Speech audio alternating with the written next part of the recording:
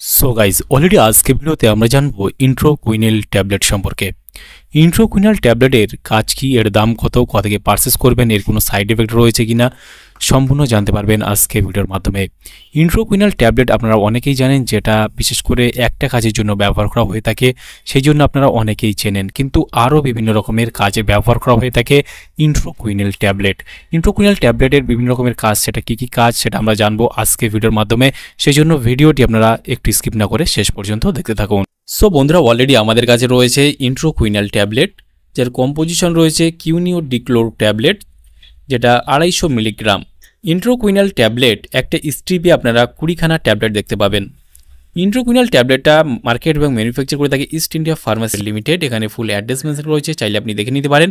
এটা made in Indian product. আর এই মেডিসিনটার যদি দাম দেখি, ইন্ট্রোকুইনাল ট্যাবলেট এই মুহূর্তে এমআরপি রয়েছে 56 টাকা এমআরপি। এখানে expiry date, batch number, manufacture date already mention করা রয়েছে। ইন্ট্রোকুইনাল ট্যাবলেটটা ভারতবর্ষের যে কোনো মেডিকেল স্টোর অথবা অনলাইন থেকে পারচেস করতে পারবেন।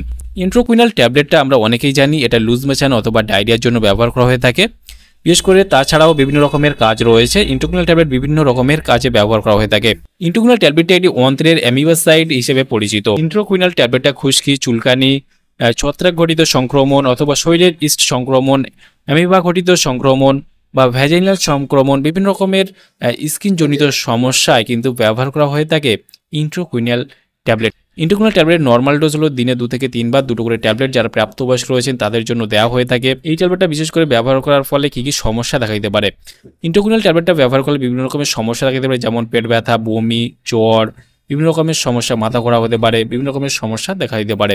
সেক্ষেত্রে অবশ্যই যে কোনো মেডিসিন, যে কোনো ট্যাবলেট, যে কোনো অয়েন্টমেন্ট, যে কোনো ক্রিম ব্যবহার করার আগে চিকিৎসকের পরামর্শ নিয়ে ব্যবহার করবেন, তাতে আপনার কোনো সমস্যায় পড়তে হবে না। তাহলে বন্ধুরা, আজকেই ছিল ভিডিও ইন্ট্রোকুইনাল ট্যাবলেট সম্পর্কে ইন ডিটেলসে জানিয়ে দিলাম। কেমন লাগলো ভিডিওটি অবশ্যই লাইক করবেন, আপনার মতামত অবশ্যই কমেন্টে জানাবেন। আর আমাদের চ্যানেলে নতুন বন্ধু হলে চ্যানেল অবশ্যই সাবস্ক্রাইব করে পাশে থাকতে পারেন।